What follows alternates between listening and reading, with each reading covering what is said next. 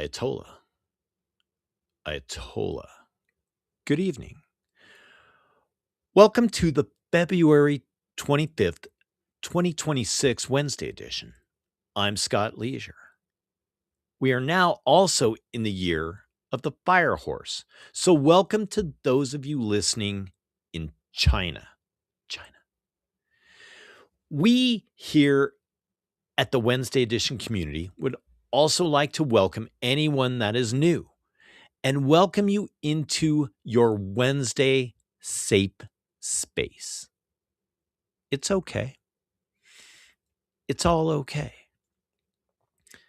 My hope for you over the next 20 minutes or so is that you maybe hear something that you want to research more on your own time, or hear something that maybe helps you look at something differently. It seems to be a common theme here on Wednesday edition, but there's a lot of, how do I word this?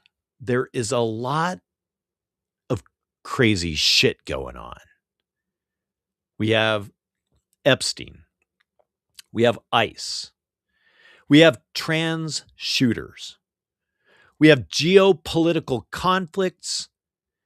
We have people still lining up at McDonald's and Burger King. And if you're in Minnesota, you also need to look out for the largest known outbreak of sexually transmitted ringworm fungus. Oh, great. Scott's talking about sexually transmitted ringworm fungus again.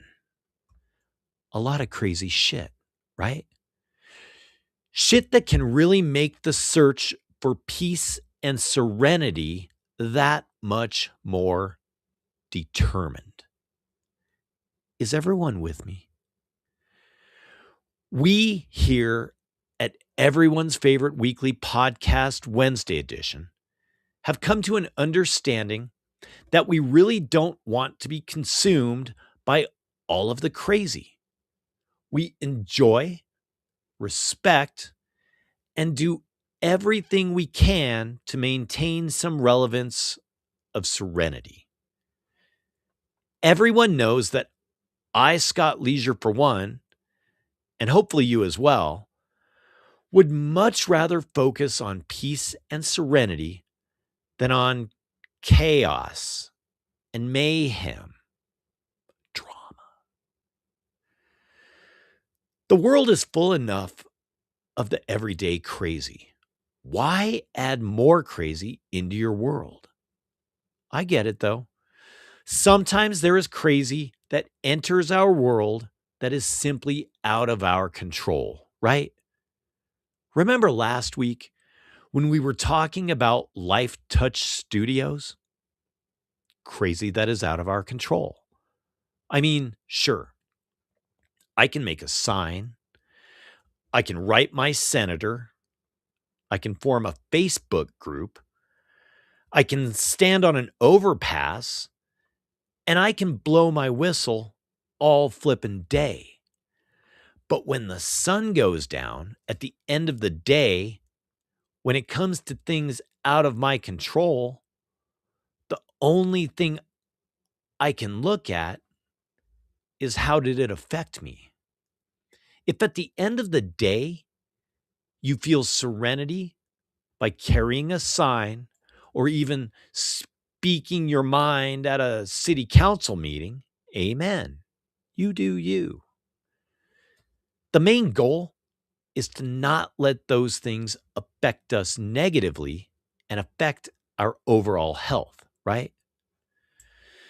So let's keep that focus as I let you know about a man by the name of Reid Hoffman, another very rich, influential person that had a professional and social relationship with this Jeffrey Epstein guy. Hoffman is the co-founder and former executive chairman of LinkedIn. He was also a member of PayPal's board of directors at the time it was founded.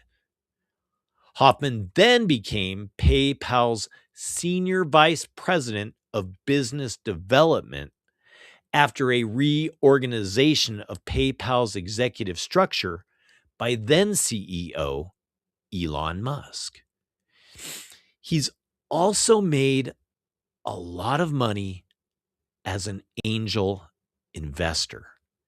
His net worth is about $2.5 billion. That's a lot of McDonald's. So in one of the latest file dumps, it was revealed that Hoffman and Musk, as well as Mark Zuckerberg and Palantir co-founder Peter Thiel, had a dinner with Epstein in 2015 that Epstein described as wild. Now, I might be making an assumption here, but if this Jeffrey guy is describing even a dinner as being wild, I'm going to say wild might even be an understatement. That's a lot of net worth sitting at one table. Hoffman has been to the island. He's been to the place in New York, and it's unclear if he has been to the New Mexico ranch or not. If you don't know about the New Mexico ranch, please do some research on that. Hoffman has denied any nefarious involvement, stating he was never a client of Epstein. He has challenged the Trump administration to release all Epstein files in full to prove the investigations are political persecution. Another person that seemed relatively close to this Epstein guy that also denies any wrongdoings. Another really rich, influential guy that had access to everyone's personal information, at least if you had PayPal or LinkedIn. Another one of these guys that denies any wrongdoings with this Epstein fella. Maybe he was on a different part of the island, right? The good part. Let's all join together as the Wednesday edition community and agree to do more research on this story so we can better understand the allegations, if any, and we can gather more information so we can form our own opinions and be able to bring some serenity to our minds. I have a feeling that this type of shit is the new norm. Okay. At this point of this week's Wednesday edition, I want to pause for a minute and have a quick check-in with everyone. Let's pause and take a few to assess our emotional, mental, spiritual, and physical well-being. On a scale of 1 to 10, with 1 being a complete batshit crazy, high blood pressure, psychotic asshole.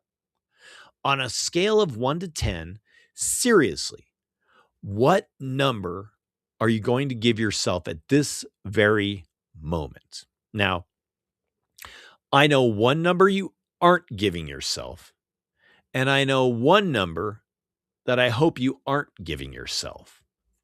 Hopefully, you aren't giving yourself a 1. If you're giving yourself a 1, please reach out to me, and I will be sure that you get a free t-shirt. That actually goes for all of you.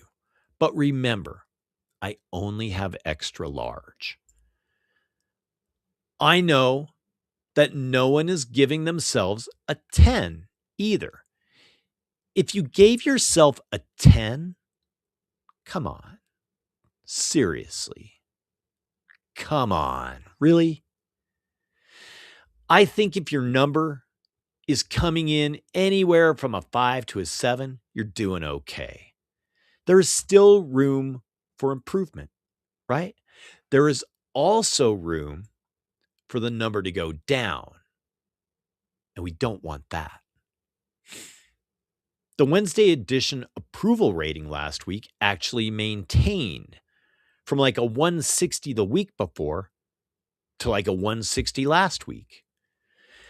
As we preach every week, the only true approval is knowing we gave our best, which is what we did, right? And please remember, when we say give your best, that means to give your best at productive, beneficial, and growth-oriented goals. Giving your best at hanging out with billionaire sex offenders with private islands might not be an example of a growth-oriented goal, but you do you. Amen for serenity and amen for goals. One thing that is in my control and is a conscious choice that I can make each day is the choice at some point during the week, even if it's just once, the choice to reach in my pocket and pull out some hard-earned cash and use it to support an artist or a small business, and go to sleep that day knowing that I did my part to help keep the dollar alive. Cash Friday is in 2 days, people. Please stop by the ATM on Friday, okay? Every week. I will make this statement again.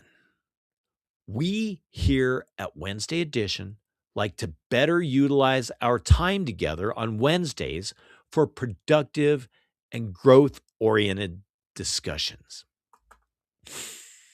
I think we do a pretty good job at balancing the discussions between the ugly discussions with the beneficial discussions. At least that is my hope and one of my goals each week.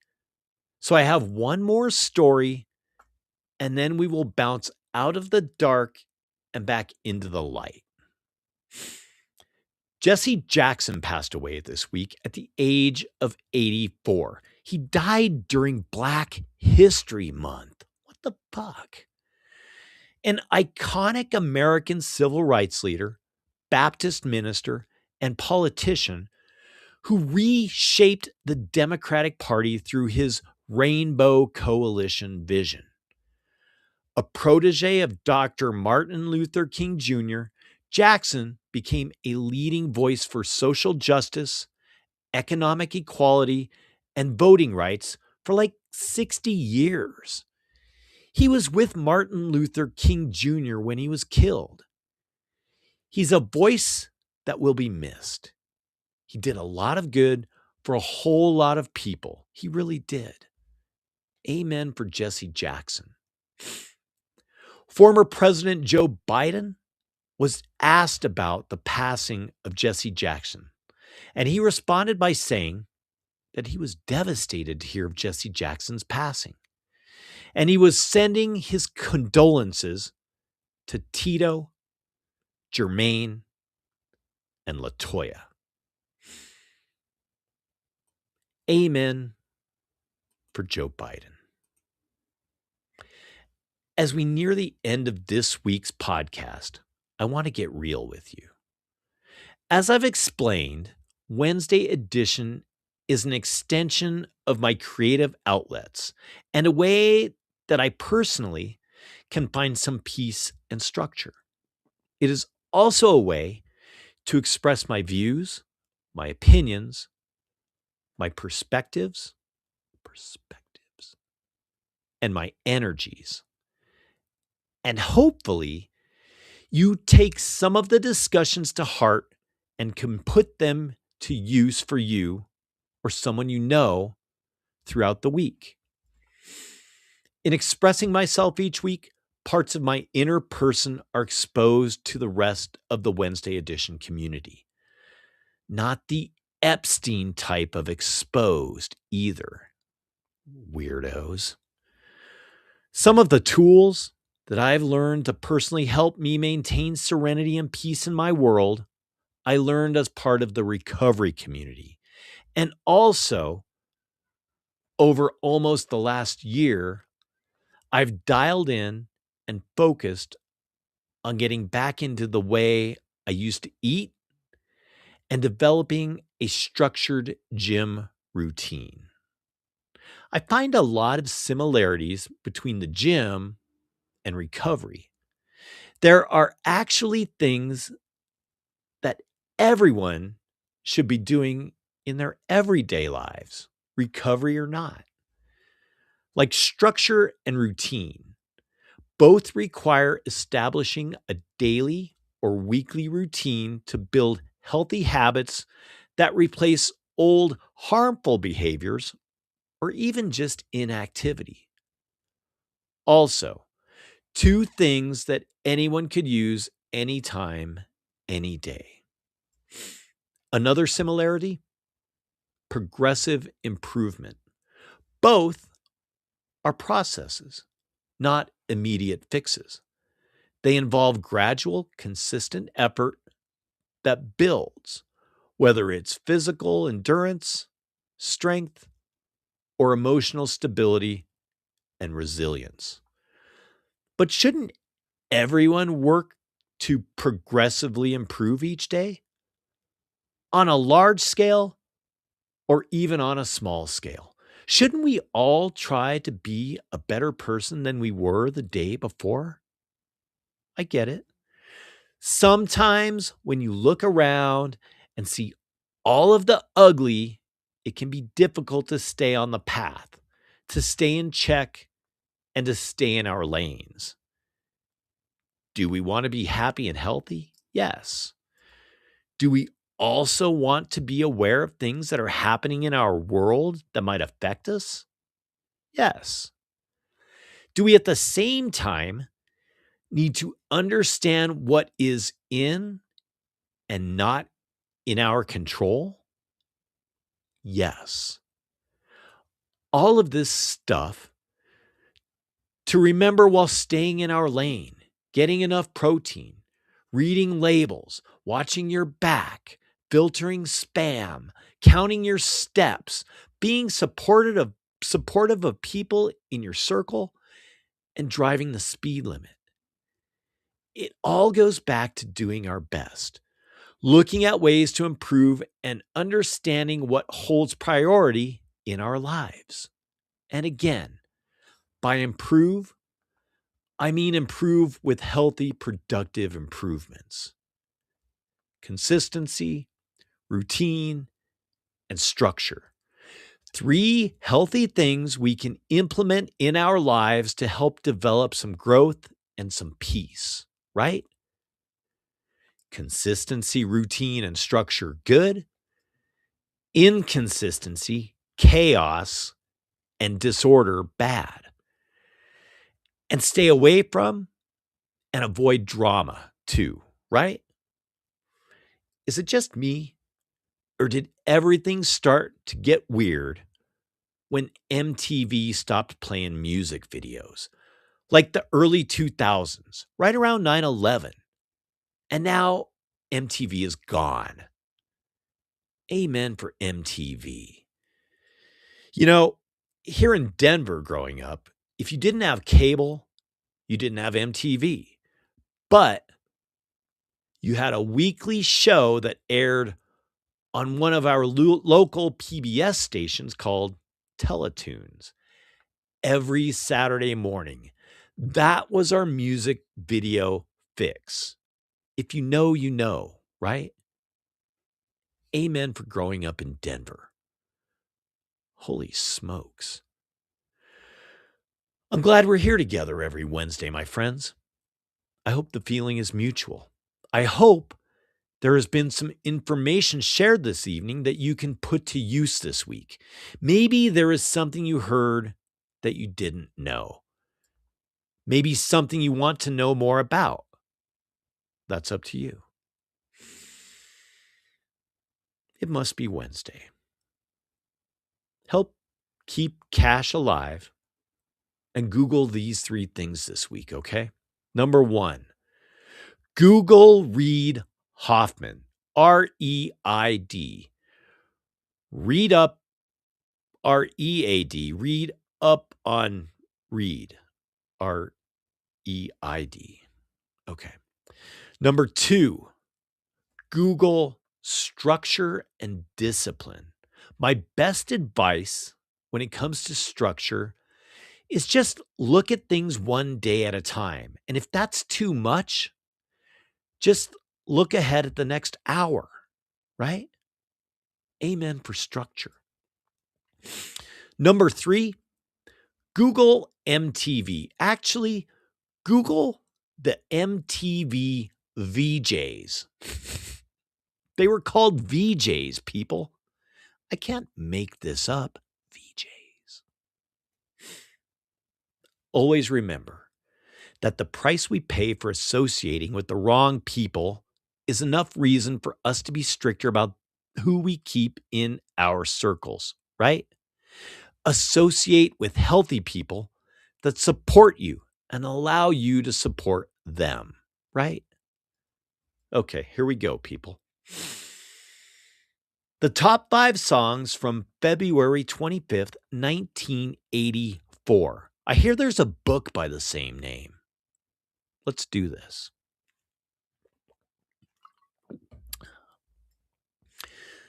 Number 5, Thriller, Michael Jackson. Massive song.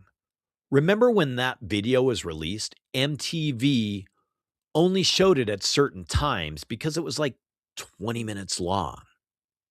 Good times, my friend, good times. 1 for 1. All right, all right. Number 4, Girls Just Want to Have Fun, Cyndi Lauper. She's on the list. Girls can want to have all of the fun they want, but I can't give her a pass if she's on the list.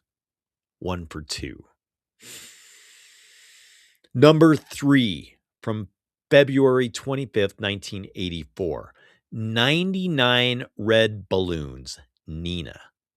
A song about nuclear weapons based on an incident in Nevada in the 1970s when some balloons were mistaken for UFOs.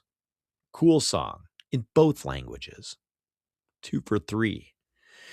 Number 2, Karma Chameleon, Culture Club. Amen for Boy George. He was trans before trans was trans. 3 for 4. And the number 1 song from February 25th, 1984, from the album 1984, Jump. Flippin Halen. Jump was everywhere. Remember? It highlighted some of Eddie Van Halen's keyboard skills. Oh, can't you see me standing there? I've got my back against the record machine. I ain't the worst that you've seen. Can't you see what I mean? Hey, 4 for 5.